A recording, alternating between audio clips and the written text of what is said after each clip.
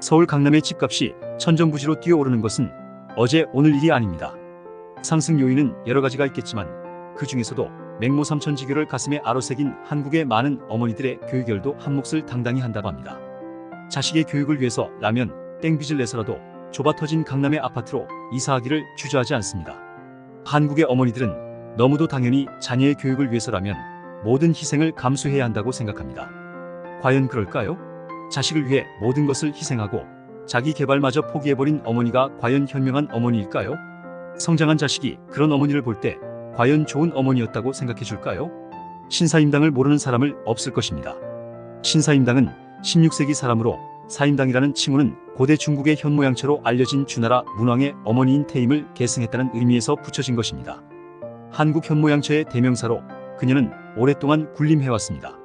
특히 조선 최고의 학자이자 관료로 역사에 뚜렷한 획을 그은 율곡 이이의 어머니이고 보니 그녀의 자녀 교육법은 더욱 주목이 되기도 합니다.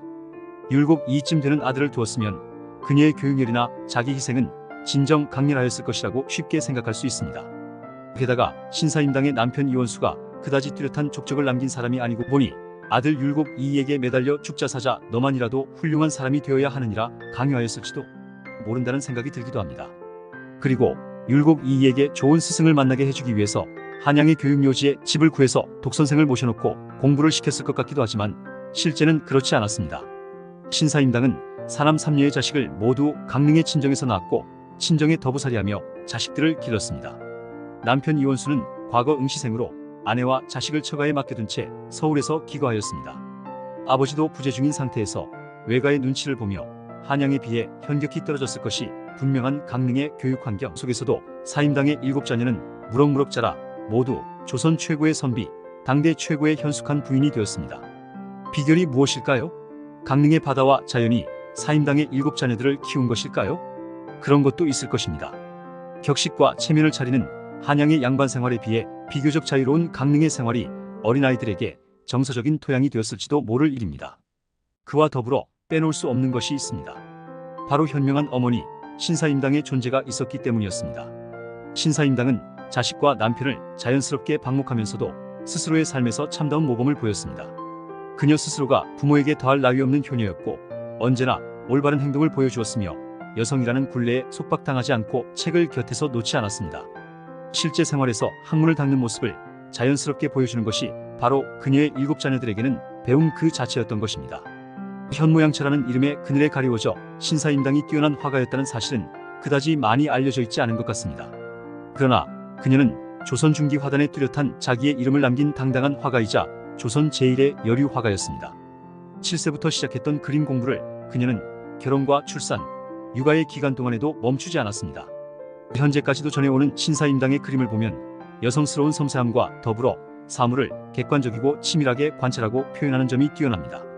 그림을 그리는 어머니 곁에서 창작열과 사물을 관찰하는 정확한 눈을 배우면서 그녀의 7자녀들은 살아가면서 끊임없이 정진하는 성실한 삶의 태도를 갖춘 것입니다. 더불어 신사임당은 당시 여성들은 거의 가까이 하지 않던 한문 경제를 공부하여 남편 이원수와 시시때때로 학문적 토론을 일삼았다고 합니다. 문헌에 전해오는 신사임당과 남편 이원수와의 토론 장면 중에는 신사임당이 온갖 경전들을 두루 섭렵하여 남편과 토론할 때 조금도 뒤지지 않을 뿐만 아니라 오히려 자신의 주장을 관철시키는 모습을 보여줍니다. 아들 율곡 이이가 말하는 어머니 신사임당에 대한 회고에도 아버지가 실수를 하면 어머니가 이를 기니 간하여 바른 길로 인도하였다는 이야기가 나옵니다. 부부가 당당하게 토론하며 학문을 함께 닦아가는 가정 속에서 어떻게 자녀들이 공부를 하지 않을 수 있을까요? 신사임당과 남편 이원수의 모습은 다정하면서도 학문적으로 서로 경쟁하는 모습을 보여주어 자녀들에게도 은근한 자극제가 되었을 것입니다. 신사임당은 나이 46세에 세상을 등집니다. 율곡 이이가 아직 청소년 시기였을 때였습니다. 율곡 이이는 어머니의 죽음으로 충격을 이기지 못해 한때는 머리를 깎고 절로 들어가 승려가 되기도 하였습니다. 어머니와 자식의 끈이 그토록 끈끈하고 강렬하였던 것입니다. 그것은 신사임당이 자녀들을 위해서 무조건적인 희생을 하였기 때문이 아니었습니다.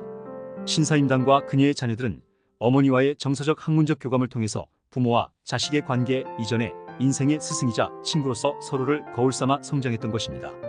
율곡 이이가 수훈 판관이 된 아버지를 따라 평안도에 가 있을 때 신사임당은 병중에도 아들 이이와 편지를 주고받으며 아들의 성장을 독려하고 정서적으로 학문적으로 공감하였습니다. 두 사람의 편지글 속에는 모자간의 애정을 넘어서 학문적 동지로서 서로 성장해가는 모습이 담겨 있습니다. 자식을 위해서라면 무슨 일이라도 하고 남이 잘못돼도 내 자식만은 잘 먹고 잘 살아야 돼라고 생각하며 부정이라도 저지르고 마는 것이 어머니라는 말이 있습니다. 모성이라는 것은 그렇게도 강렬하고 대단한 것이로구나 하고 고개를 끄덕이는 사람도 적지 않을 터입니다. 그러나 신사임당의 삶처럼 바르게 살아가는 것이 정말 참다운 자녀 교육이 아닐까요? 혹시라도 자식을 위해서라며 한 번쯤 눈 감았을지도 모를 옳지 못한 행동과 엄청난 자기 희생이 어쩌면 자식을 더 망치는 일일지도 모릅니다. 강남으로 어디로 아이들에게 좋은 교육 환경을 마련해 주려고 혈안이 되기보다는 진정으로 자녀를 훌륭하게 키우기를 바란다면 어머니 스스로가 바르게 살면서 자기 개발에 힘쓰는 것이 우선되어야 할 것입니다.